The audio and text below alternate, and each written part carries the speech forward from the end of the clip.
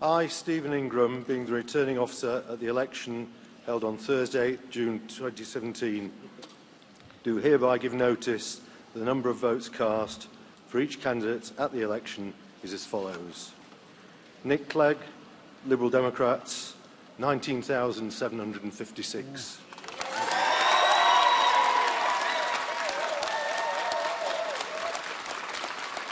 Jared O'Mara, Labour Party, 21,881.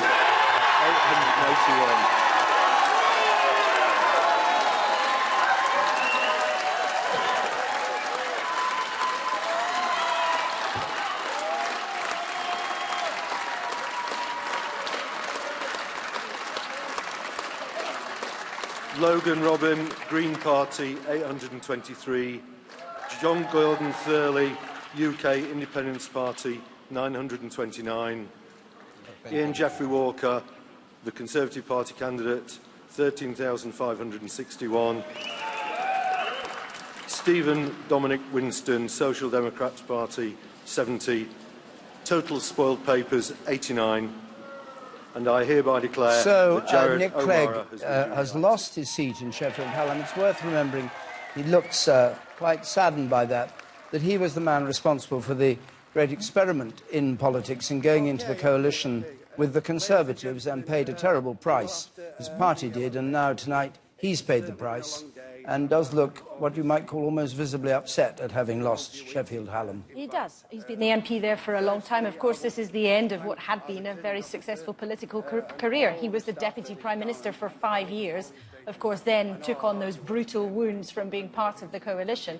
But to lose his seat, rather than being able to curtail his career at a time of his own choosing, is of course not what anyone would choose. Of course, all political careers end in failure, don't they? But I wonder too, for the Liberal Democrats, their USP at this election was that promise of a second referendum. But the most prominent exponent of that, of all, Nick Clegg, has lost his seat. So we will see through the night how that strategy of offering a second referendum has played out in different places. You know, we've just seen Joe Swinson win in Scotland, but it seems to me it's almost like there's a different election taking place in Scotland. Lord Ashcroft was saying earlier that Scotland may have saved the Conservatives. It looks as Scotland has also saved the Liberal Democrats. They've now lost 2 seats in England, but they're picking up seats in Scotland. And they expect also to lose Leeds North West. Greg Mulholland, that also we expect that to be a Labour gain too.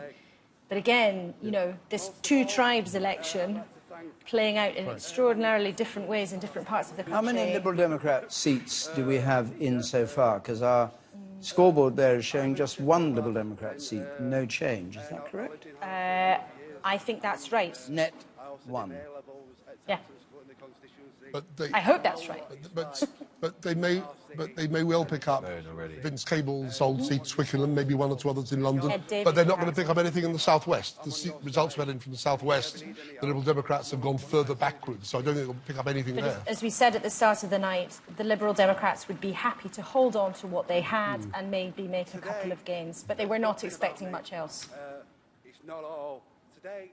Well, the victor there in Sheffield Hallam, Jared O'Mara, speaking, and we will just hang on, I think, just for a moment to see if we can hear Nick Clegg's speech. Let's just remind you of the figures here in Sheffield.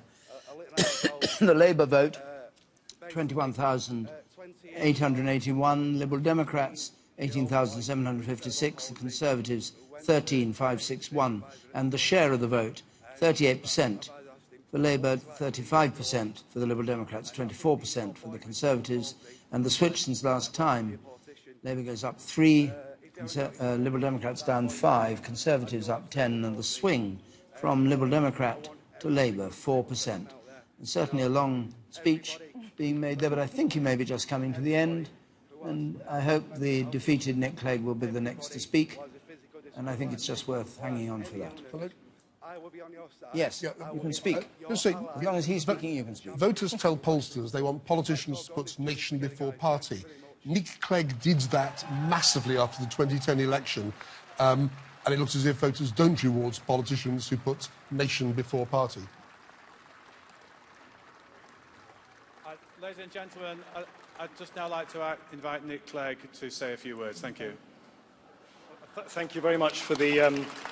Thank you very much for this opportunity to say a few words. And I'd obviously like to start by congratulating Jared on his spectacular victory. It's been the greatest privilege of my political life to represent this wonderful constituency of Sheffield Hallam for the last 12 years. And I wish Jared Amara all the very best of luck in representing the families and communities in Sheffield Hallam with the dedication that they deserve. And I also obviously want to fully endorse what Jared said about you as Chief Returning Officer and all of your staff in once again conducting the elections across our great city so professionally. So thank you very much indeed.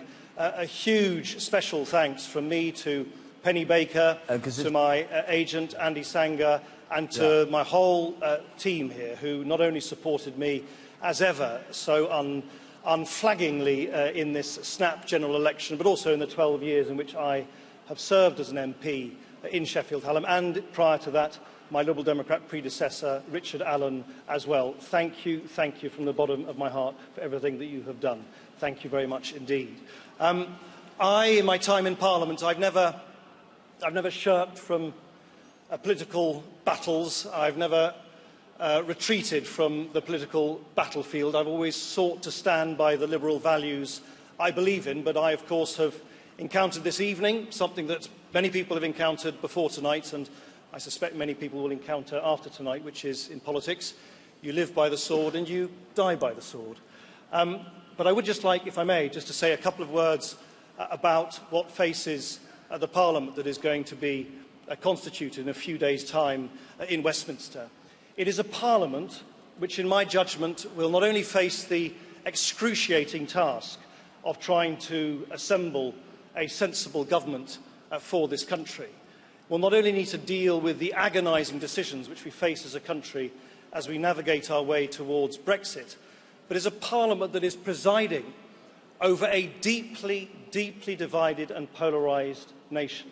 We saw that in the Brexit referendum last year, and we see it here again tonight. Polarised between left and right, between different regions and nations and areas of the country, but most gravely of all, this huge gulf now between young and old. And my only plea would be to all MPs, including Jared, from all parties, is this: that we will not pick our way through the very difficult times that our country faces if in the next Parliament MPs of all parties simply seek to amplify what divides them.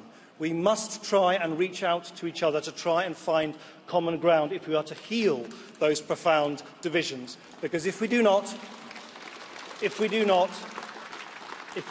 is my judgment that our country will endure unprecedented hardship and difficulty